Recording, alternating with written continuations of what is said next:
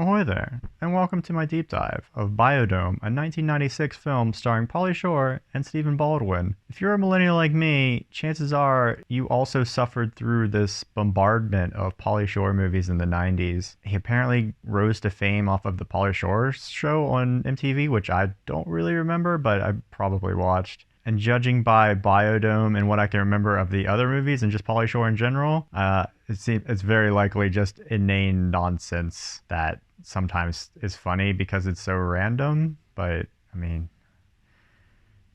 it's not. But when I was a kid, I definitely watched Biodome a few times, and I also liked another one of his movies called In the Army Now, which I am tempted to suffer through more Pauly Shore. I might have to take a bit of a break because I don't know if I can just watch the Pauly Shore anthology all in one sitting. It's a bit of like a Lord of the Rings marathon, but way worse. But what I wanted to do is I wanted to watch Biodome just to see if it held up. Could you watch this movie nowadays and find it funny? Are there jokes? Is it still funny? Was it ever funny? I think maybe that's a question that gets answered as well. So if you're as curious as I was to how Biodome holds up in the year 2021, stay tuned. I'm going to give it the critical analysis that a B-tier stoner flick from the 90s deserves. Someone's got to do it. So what is the general premise of Biodome? The movie get straight into it. Here's what's happening. So the movie starts with a newsreel basically saying 5 scientists are going to enter a facility for a year to see if they can survive and be one with nature because there's doom and gloom, bad environment, the world is terrible. Turn on the news, it's still happening. So basically these 5 scientists are going to be in an isolated facility for an entire year, and they're locked in. Can they survive and flourish, I suppose? Of course they can. I'll get into a little bit more of how dumb of a premise this is in a bit. So after the newsreel ends, we go right into our heroes, quote unquote heroes, Bud and Doyle, played by Pauly Shore and Stephen Baldwin. And they're up to antics right off the bat, where Pauly Shore hits Stephen Baldwin with a book very hard and he goes flying into the wall. Oh my gosh, it's hilarious. And then we realize the reason that one of them is assaulting the other one is that they want an excuse to get out of hanging out with their girlfriends who are going to go pick up trash on a beach. So they would rather maim each other than spend time with their loved ones. The girlfriends immediately realize what happened because there's an imprint on his head. They get mad, they leave. They decide to trick the guys by calling them and saying that they're going to go hang out with some hot swimmer boys at a lake. Now they do this because they know their boyfriends are so toxic that this will cause them to go to this lake. Okay, that's the trick. They know if they tell them they're going to go hang out with boys that they will be so jealous that now they will go out of their house just to spite their girlfriends. Rather than spending time with them, they want to go to make sure that they're not spending time with anybody else. That's a really, really strong relationship trait. Really healthy. What the girls ought to do is just tell them they're going to hang out with these boys at the thing they want to go to in the first place. Like, oh, we're going to go to these swimmer boys to help pick up trash at this beach. And then they go with you, and then there's no swimmer boys, but it's too late. You have to spend time with us, sucker. So the guys get in the car. They go to chase Amy to this beach, and they realize, oh, they're not here. They tricked us. Our girlfriends are so smart. So they're hanging out at this like deserted beach area that's just completely trashed, which is going to be foreshadowing into, the Biodome aspect. Bud and Doyle also don't care about the environment. They litter themselves while they're there. But then there's this weird scene where they have this flashback to when they were kids at this park or this lake, and it's just the mom holding one of their heads underwater to help him learn how to hold his breath, I guess, or swim. I don't know. And it's like one of their moms. It's not even both of their moms. They're not brothers. So I was thinking, oh, is there going to be a lot of flashbacks to their childhood that relate to what's happening in the movie? The answer is no. There was maybe one other flashback to them as a child, and the mom character only shows up again at the end for no points at all. So it's just this random scene to be funny, but it's almost like it's already trying to fill time with complete nonsense. It's completely irrelevant to everything else. Hey, remember when we were kids and this funny thing happened? Okay, back to the movie, I guess. Cool. That was hilarious. So they're driving back, and all of a sudden Stephen Baldwin has to use the bathroom, he has to pee, and he can't pee anywhere in this desert. This is literally like them driving through the desert, there's nothing around. And he was like, oh, I should have peed at the lake. But there wasn't anything there that would be different than, say, stopping on the road and peeing into the desert. Like, I know you have to have a premise where they need to go to the biodome, obviously, but it's a weird one. Like, just make their car break down or something. I don't know. So they decide to go to the biodome because they think it's a mall when they passed it originally, because it is pretty mall-like. It's kind of like a giant greenhouse. So they head to the biodome, park in the parking lot. There's this huge parking lot for this isolated facility, and they're trying to go inside, but there's guards. This just happens to be the first day of the biodome. They're having a huge press conference, has all the scientists there. So I'll introduce the scientists now to my best recollection. The head scientist is Faulkner, who is played by William Atherton, who was the government guy in Ghostbusters and probably in other movies. Then you have like this nerdy sciencey guy. I don't know why I said sciencey guy, a scientist. Then you have token black scientist, who I say token because she totally is. She has like 2 lines the entire movie. And if you took her out of this, it would be 100% white people in this movie. You then have Kylie Minogue and then another attractive scientist. So that, oh, what a coincidence. There's 2 attractive female scientists in this biodome. I wonder what will happen. But so Kylie Minogue's character is an oceanographer. And I looked up oceanographer because I figured it had something to do with oceans. And it certainly does have something to do with oceans. It has a lot to do with oceans. That's why ocean is in the name. There's not an ocean in the biodome, obviously. It's in the desert. It's in a mall, basically. There's a pond in there, but it's like 2 pools. So what would you need an oceanographer for? Just make her a different scientist. So you have an oceanographer. You have another one of them is a geologist, which is crazy. A geologist studies basically what's happening over very long periods of time with like the earth. What would they be doing? There's not going to be like all this erosion. Like, I know it's a dumb 90s movie and they probably just needed different scientists to throw in there, but these are bad. It's 2 really dumb ones. The others are agriculturist and I don't know, a bug guy, whatever that is. And I don't remember what the main guy was. I think he's just a little bit of everything. And when you think about this experiment, can 5 scientists live in an isolated facility with basically all of their needs met already as soon as they go in there, which we'll find out? It's like a lush paradise in there. So can they survive? Of course they can. People go camping with way less than what they have. It's almost like saying, can somebody go live in the woods or go live on a farm? Farmers are doing very well for themselves in the survival world without having all the amenities of a big city or anything like that. So can 5 geniuses manage it? I would assume so. Surely they can. Who else would be better to? And there's no control group. It's not like there's scientists on one half and then scientists on the other that are having way less resources, or 5 scientists and then 5 idiots. That would be a whole nother movie, I guess. That's like a reality TV show. So right off the bat, the whole premise is just dumb. What can we do to trap 2 morons into the biodome is the real science experiment. So back to Bud and Doyle. Doyle's trying to pee somewhere. Security guard stops them, so they try to pee in the fountain, and he's like, oh, I've got stage fright. I can't pee with all these people around. So to cause a distraction, Pauly Shore throws some firecrackers in front of the press conference, and everybody thinks it's an assassin. There's a news lady's like, assassin!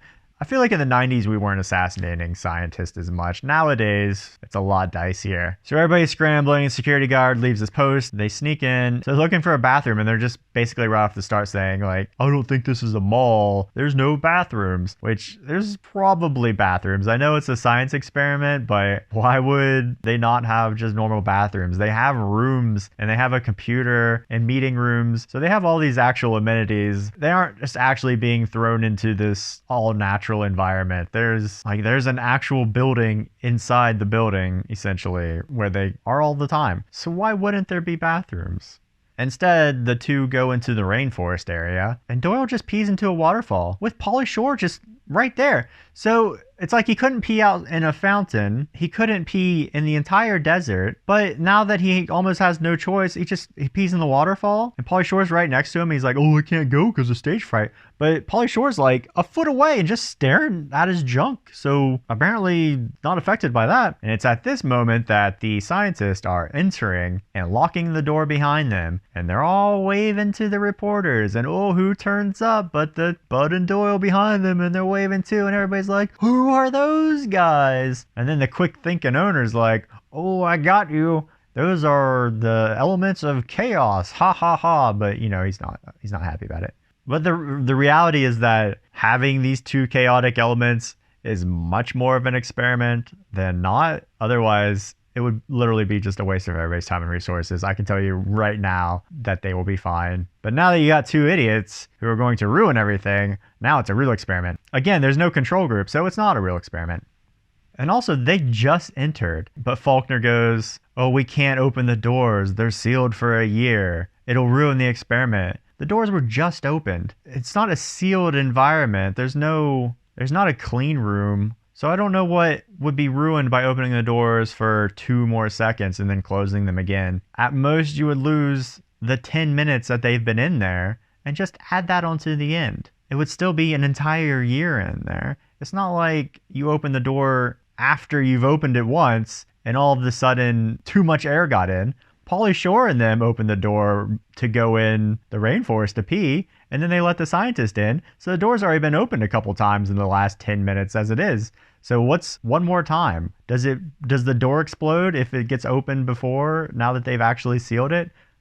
It's crazy. What if somebody like breaks their leg in the biodome? Can they just not be rescued? If you die in the biodome, you get buried in the biodome. You're there forever. If you get hurt, if you're sick, we're not saving you. You just die. You know, you better have a really good year in the biodome because nobody can help you. You cannot get out under any circumstances, which that's a real troubling for health and safety. Now that everything's in place for the plot of the movie to actually start, and the scientists are trying to figure out what to do, Bud and Doyle's first point of action is to harass the attractive scientist and spit out stupid pickup lines in the hallway just to put all their cards on the table that you do not want to be around them. And the first thing they do is harass the one woman around them. It's going to be a long year, lady. So the scientists are kind of just like, welcome to Biodome. You're part of the experiment now. Let us show you to your room. Oh, by the way, you don't have a room. We're going to put you in the janitor closet. Oh, thank you. There's a lush paradise out there. Can I go sleep on the ground instead of a tiny closet? No, apparently not. So Kylie Minogue and the other attractive scientists are really nice, and they bring them pillows and blankets, and they repay them by sneaking into their room and sexually harassing them right away. And apparently Kylie Minogue sleeps in the brightest room possible. Like, both of their rooms are brightly lit as if it's noon with all the lights on, so that we can see the hilarious antics of sneaking into a woman's bed and groping her. There's so many things wrong with this scene. They have girlfriends. They're sexually harassing these women that they just met, and they're stuck in the facility with them for an entire year, and this is the first thing they do. It just makes me wish that this movie was a psychological thriller, or even just like a straight up horror with these two serial rapists or serial murderers being stuck in this facility with these scientists and just like tormenting them the entire year, and nobody can get them out because you can't open those doors. It'll ruin the experiment. I'm currently working on the screenplay to Biodome 2: Doyle's Revenge. Let me know if you want to kickstart the project. So the next day, Faulkner is giving them the tour, telling them, what's going on, and that they're trying to maintain homeostasis in this facility, which the two of them immediately start smoking a cigarette. And then Faulkner's like, you can't do anything that you used to do in here. And they're like, anything? And then they have a flashback to them shaving a dog. It's just every time there's a flashback, it's almost just a way to do a non-Biodome joke in this Biodome movie. As if they don't have enough content for them to make jokes in the Biodome, they have to have a flashback to fill time. And Pauly Shore and Stephen Baldwin are just immediately into just nonstop hijinks. They're dancing around, they're golfing and swinging around on some tree. A majority of this movie is just a montage of antics. So Stephen Baldwin's character runs into the other attractive scientist, and she's just swimming. You would think you would have a lot of science stuff to do right off the bat. There'd have to be a lot of checks to make sure you're not all going to die in this facility that you can't escape. But she's just going for a swim. Whatever. And then Pauly Shore goes and sexually harasses Kylie Minogue again, but she's apparently feeling that locomotion and seductively eats a carrot in front of him. And then he just does yoga. And it's just like, what's going on? I have this vague recollection of Pauly Shore regularly doing yoga as one of his bits. Everything is just so awkward. It's just such a classic boys will be boys thing in old movies where it's just constantly harassing her. And she's just like, oh, tee-hee. And also like that Kylie gets called away to monitor the tides, which again, there is a 30-foot pool of water. There are no tides. The moon is not affecting anything in this facility that she needs to be constantly monitoring. It's bizarre. Now we cut back to Joey Adams at her house, and there's a hilarious scene where her stepdad has to wear Depends, but they're watching the news and they see Bud and Doyle are in the biodome, and they're like, what is going on? How are they in the biodome? So her and her friend go to talk to them at the microphones that are on the wall for some reason, I guess, so that the public can talk to the people inside. I guess that's okay. It's kind of like a prison system. And there's just random people wandering around the facility. One guy has a flag like, go science? Why are people here? There's just a couple fountains in the front and a parking lot, and otherwise you don't really go around the facility. And even if you did, what do you want to look at? Them farming? I don't know. But for some reason they decided to have a lot of extras in the background looking around. But the guys act like they're a part of, like they've always been a part of this and that they're doing something for the environment. Like, they're not just like, oh, we're idiots and we got trapped in here. We'll see you next year. They're like, oh yeah, this is for the good of the world. Like, why would you believe that? Why would you believe that them? You know they're lying to you, right? Just, oh, by the way, we also sexually harassed 2 women that are in here with us, and we're going to continue sexually harassing them the entire time because that's a kind of characters we are. We are then treated to a very dumb flashback where they are in a tent when they're, I guess, teenagers, like punk rock teenagers, and he's sniffing the farts and trying to guess what he ate. Oh, it's hilarious. And I thought this would foreshadow to Doyle having some sort of keen sense of smell that would pay off later in the movie. And I want you to keep that in mind because it doesn't pay off, but it's still relevant. And then the next day, Joey Adams sees a newspaper article with the 2 hot scientists and Bud and Doyle there in a photo. And she just immediately is just done with the relationship. Like, can't compete with that. She goes and talks to her other friend to talk about how they've got to move on because they'll be in there for a year and they're with these other 2 hotties and they've got to live their own lives. Yesterday, you were completely proud of them and talking to them on the speaker, and then today you're just like, it's over. And then my favorite character shows up. It's Rose McGowan. And for some reason, she's got these white gloves on. Maybe I'm not the most fashionable person in the 90s, but I don't really recall a time when white gloves were trendy.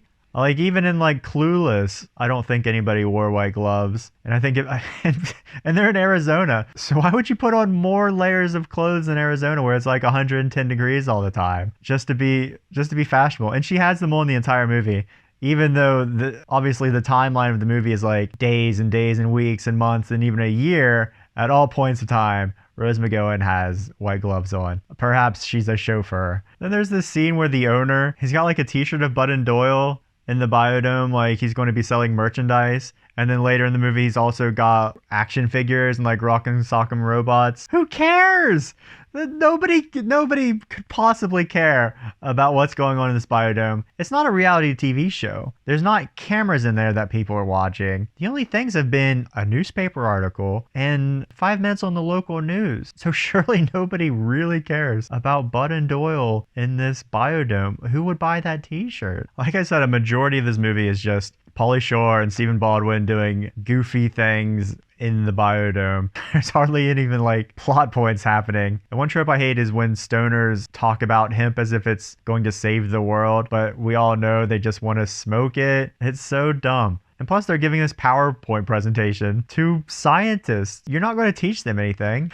And Pauly Shore has a vial of hemp seeds to plant. Like, why do you have those on you? Do you always carry the hemp seeds to plant just in case? Or are you just like a drug dealer? And then immediately after that, there's just this scene where they're playing hide and seek. Doyle goes into the bug guy's room, and Pauly Shore like crashes in, and they're just chasing each other and just crashing into everything and smashing it, and all the bugs are going crazy. And it's just like, why are they torturing this guy?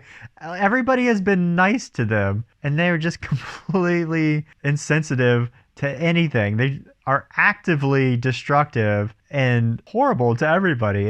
And these are the heroes. These are protagonists. We're supposed to be like clapping and laughing along with them. It's just like, what's wrong with you guys? Leave them alone. You're bullying somebody. Great, hilarious. Then we go back to the girlfriends, and they're at some boring environmental party that looks like a middle school dance. And we get a new character, Roach, who flirts with Rose McGowan in her gloves, and she kind of shrugs him off because it's a dude named Roach. That's usually a bad thing. So then he goes and talks to these other guys, and Roach has two of my favorite lines of this whole movie, even though he only has about 3 lines the entire thing. He goes to these other guys and he says, oh, she thinks she's so cool because she hangs out with Bud and Doyle's girlfriends. Who cares? Who cares about Bud and Doyle? Who would hype up their girlfriends enough to think that, oh, it's cool that I'm friends with them? I can't imagine people in this area caring about Bud and Doyle. Oh, those 2 idiots that got locked in the biodome? Wow, how cool. Their girlfriends must be real cool too. So these 2 random guys are like, oh, cool, those are Bud and Doyle's girlfriends. Let's go hit on them. So they go over to the table and they're like, oh, this party is so boring. Our party's going to be way cooler. And Joey Adams is just like, oh, cool. We'll see you tomorrow at your party. Oh, we didn't say it was tomorrow. Oh, crap, we have to have a party tomorrow. So they're like, yeah, see you at the party. Back to the biodome. Everybody's mad at Bud and Doyle. They get locked into their room. And remember when I said I thought Doyle might have a keen sense of smell? Well, Bud has a keen sense of smell. He smells something in the vents. They crawl through the vents. They go into this little storage area, and he sniffs out all this junk food that's in some barrel that's marked as toxic waste. Why is that there? Who knows? So they have themselves a little party. They're pouring food all over themselves. And there's laughing gas in this room as well, so they get high on that, and that's hilarious because it's always really funny to watch people pretend to be high. They get caught, and their punishment is being like expelled to the desert, and they just put them in the desert and lift up the bridge. And they're just like, what are we gonna do? They don't have any supplies, and as far as I can tell, there's almost an entire year left of this experiment. As far as I know, this is day 3. So they just forsake them to die in the desert area of the biodome because there's no escape. So their rotting corpses will be there when the doors open up, which is a great finale to the biodome experiment, is 2 corpses because you threw them in the desert and took away all their supplies.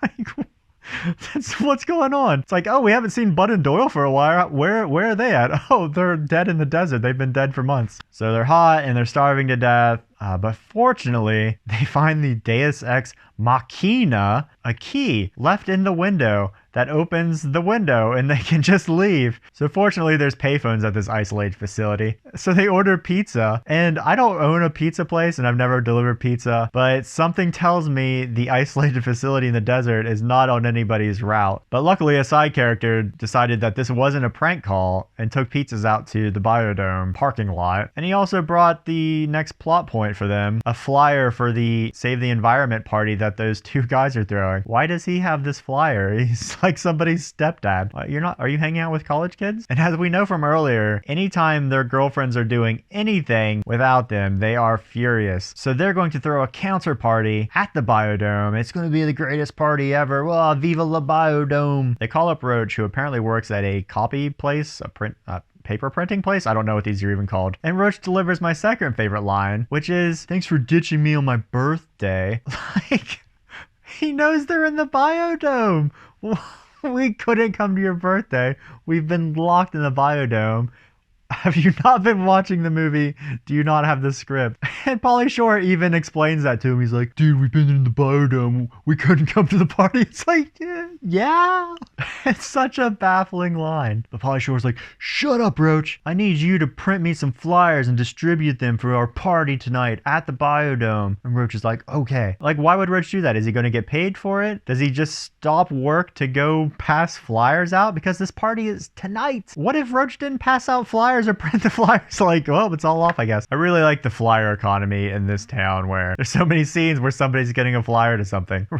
Roach must be loaded. Then we cut to the party that those two guys are throwing just to impress Joey Adams and the other girl. And it's not really a party. It's more like people playing frisbee and massaging, like a big line of massaging going on. But also Tenacious D is there. It's just like, I know this is kind of early in Tenacious D's career, but it's like, Jack Black, run. You do not need this. Get out. And also while they're in this like massage line, the guy just tries to take Joey Adams' shirt off like in the middle of the field. Like, dude, chill out. But then this 45-year-old dressed like a 9-year-old stands up at the flyer and he's like, party at the biodome. Let's get out of here. And everybody scrambles for the biodome party. And the girls are like, a party at the biodome? What? And this is where the movie takes this like fantastical turn where everything else has been based in reality, but when this party is completely off the hook. There are spotlights outside, a speaker system and lighting everywhere. There's a stage with a band playing on it. Everybody is in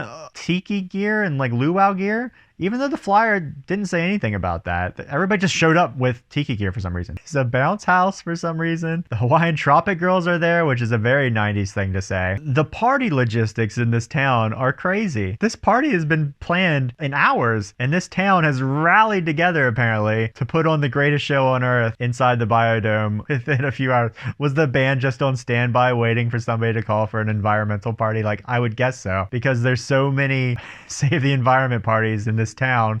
They're just ready to go at the drop of a hat. And my favorite part of this party is that Bud and Doyle get carried by these buff dudes carrying a palanquin. Is that why you came to this party? So that you could carry guys around? Is that a service you can buy? Just like buff boys to carry you around? But the girlfriends show up and obviously they are not thrilled because of all the people in this movie, besides the scientist, only these girlfriends give a crap about the environment, I think. The regular scientists show up because obviously there's a party going on 50 feet away from them because the biodome is not that big. Faulkner kind of throws a fit and dudes just tackle him and then handcuff him to a tree. So then the girls chew him out and it just fades to black. Like they have like these concerned looks on their face like, oh no, they're right. And then it just fades to black. And then it's the next morning and they clearly didn't stop the party because now it's like the aftermath, right? There's like drunk people on the ground, but the girls are still there cleaning it up. So did they stay there the entire night? Because it's definitely the morning.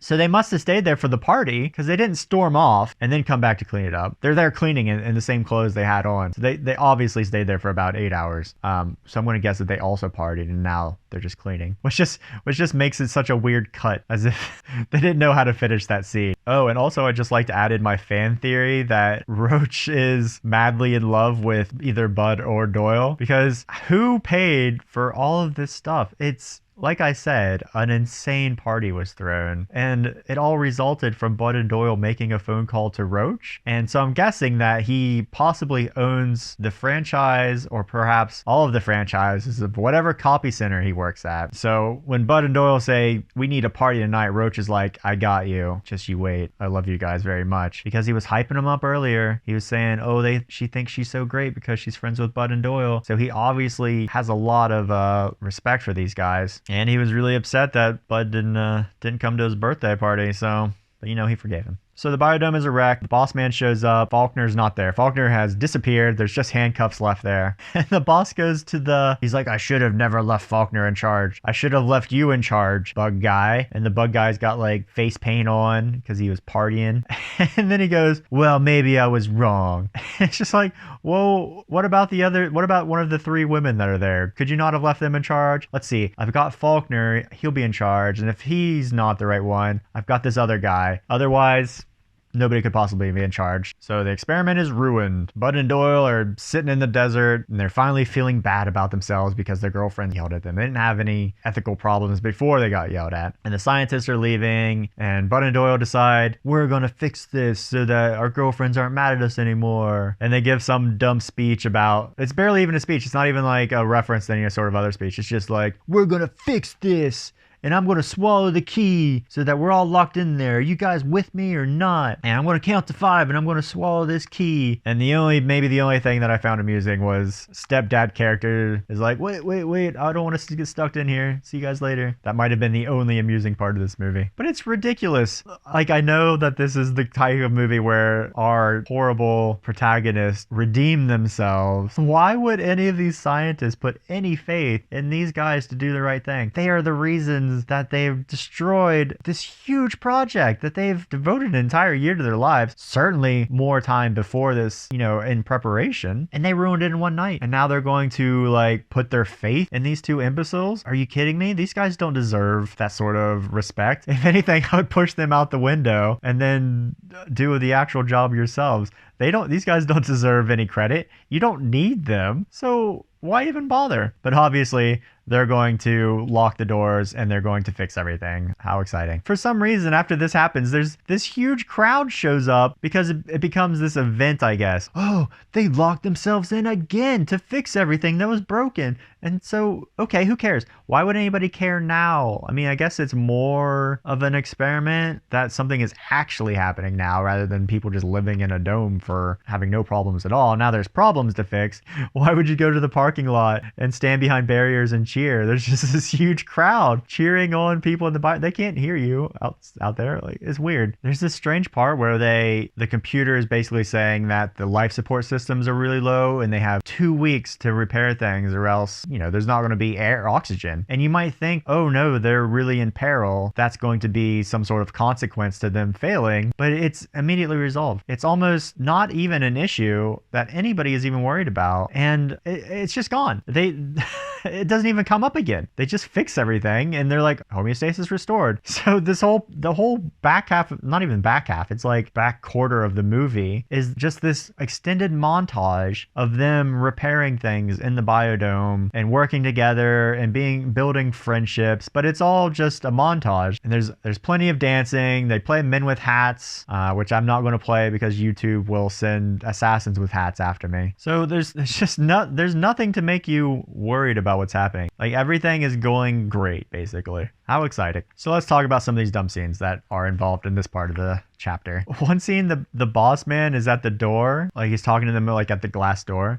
And he's asking for the key. He's like, hey, give me the key so I can unlock the window. And we know where the key is. He swallowed it. So Bud's like, all right, man, give him the key. Okay. So he pulls down his pants and you can see Stephen Baldwin's butt because that's hilarious. They couldn't give him the key anyway. The whole premise of this movie is that nothing comes in or out of the biodome. So even if he wanted to give him the key, he couldn't. All he should have said is go unlock the door and get out. That's all that could happen. But instead he has to say, give me the key so that we can see Stephen Baldwin's butt. Oh, and I forgot to mention, they actually mentioned how long they've been in this dome by now, and it's only been a month. So after a month, they had that party and destroyed it. So now we have to put 11 months into about 15 minutes of the movie being left, which they do by having montage after montage of things like, oh, it's Christmas and it's Thanksgiving, so that time is passing by them doing other holidays. And there's always a crowd outside. They'll cut to the crowd cheering for them, raising the numbers like, oh, it's 69% on the homeostasis now. And the crowd's like, yeah. Is there this constant crowd at the biodome for an entire year? And I forgot that the mom is actually part of this insane crowd that is outside. And she's getting interviewed by the news reporter. And she goes, oh, it's like I've always had 2 sons. And that's the scene. I don't understand understand why the mom is even in this movie. Certainly not for this scene, which adds absolutely nothing to the entire movie. So you have her in one flashback at the beginning, and now you have her here where she's just saying a random line. I don't know if the mom character was supposed to be more in the movie or there were more flashbacks. It's such like a filler moment. It's just like, oh, who is that? Oh, it's one of their moms. Okay. Then we have a really dumb scene where the two hot scientists barge in on Bud and Doyle's in their hammocks, which I don't know why they're still in the closet because Faulkner has disappeared, which means there's a bedroom open. Just go to his bed. But that would make sense and is unnecessary to the antics. So the two hot scientists come into the room and start making out with them like, oh, we're really proud of you guys. We're going to show our appreciation. You know they have girlfriends. Why would you do this? Like, have some respect. And plus, like, the guys like make out with them for way too long before they're like, no, I've got a girlfriend. I've changed. This is part of my redemption arc. But Doyle didn't care. Yes, like basically like pull her off of him. It's such a bad scene. It's such 80s and 90s movie scene where just the guys get everything they want. Oh, great. Remember when we sexually harassed you? And also we're still idiots and we're still awful to everybody, but whatever. So now that we're getting closer to the end goal, everything's fine. Everything's been fine the entire movie. But now Faulkner has lost his mind and he's been making explosives in a little underground lab because apparently getting chained to the tree during the party has completely shattered his mind. And he wants to blow up everything as when they open the door. You would think that he would see that the experiment is working, that he would just be fine with it. I don't know why he loses his mind. It doesn't really go into it. It just does. So he's making explosives and putting them into coconuts, and then the guys find his like underground lair, and he's like, hey, do you guys want to put these coconuts all over the place? And they're like, yeah, cool. So they're out putting coconuts. I think they think they're fireworks. I don't know. And Pauly Shore's like, hey, go catch the football. And he throws it and Stephen Baldwin misses it and it explodes. And they go, oh no, they're explosives. The crazy guy's going to blow up everybody. So that leads to a dumb chase scene. So Pauly Shore is just straight up chasing Faulkner. And then Stephen Baldwin goes into his, like the underground area and there's like a scooter there. And this is just such a dumb line. Stephen Baldwin goes, so this is how he's been getting around so fast. They just found out that he was underground. And at no point has anybody said anything about Faulkner getting around fast. They didn't even know where he was until he like wrote on the ground that he was still there. So it's just like, what do you mean? Pauly Shore catches Faulkner and gets the detonator off of him. It's like one of those things where it still explodes and everybody's like, oh no, is everybody okay in there? And they come through the smoke and everybody cheers. Hooray, the experiment was a success. Of course it was. Why wouldn't it be? So they just go off with their girlfriends like immediately, and Doyle's like, oh, I've got to go to the bathroom. Pull in over there, and they pull into a power plant with all these smokestacks, and there's then a siren going off, and then that's the end of the movie. I don't even understand if that's a joke or not. Oh, what's going to happen now that they're there? I don't know. It's a power plant. They'll probably get turned away, and that's the movie. It basically, like, the ending is 15 minutes, getting to the end as fast as possible, and then rolling credits. Great. They learned their lesson, I guess, to at least survive in the biodome and have girlfriends happy with them. Great. So does this movie hold up? No, it does not. I don't think it was well received when it first came out, and I don't think anybody rewatching it would think anything different of it. It's not like a cult classic. Even though when I think of Pauly Shore movies, I think of primarily Biodome. It's not even so bad that it's good. It's just bad and boring and bland. Most of the jokes are just Pauly Shore and Stephen Baldwin doing antics and being zany and wacky. They must dance in this movie like 5 times just for no reason at all, just dancing or making funny faces throughout the entire time. There might be 2 funny jokes in the entire thing, but I don't really recall laughing at anything intentionally. I think my favorite part is how good the party logistics are in this town. I think the Pauly Shore factor could carry it in the 90s, but now that he's completely irrelevant, he's just strange and awkward instead. One thing I do like is that this movie's 25 years old now, and it's about the environment. Has the global conscious been enlightened by Biodome's message? It certainly hasn't. We are constantly marching towards avoidable doom and peril. Thanks for nothing, Pauly. Thank you for watching my review. I hope you enjoyed it as much as I did not enjoy watching this movie several times. Feel free to leave angry comments below if you're a Pauly Shore stan, or leave positive comments if you enjoyed the review or have something to say about Biodome. I'm all ears. ears. You can leave a like or dislike, even though I don't think dislikes get counted anymore. If you are interested in watching more reviews of random movies of old, then I suggest subscribing, because I will be doing some more for sure. Will I do all the Pauly Shore ones? Maybe eventually. Not right away for sure though. I gotta have a Pauly Shore break here. Feel free to suggest any of your movies from that you liked when you were a kid, and I will watch them without rose-tinted glasses and see and give them some honest analysis. Until next time, see you later.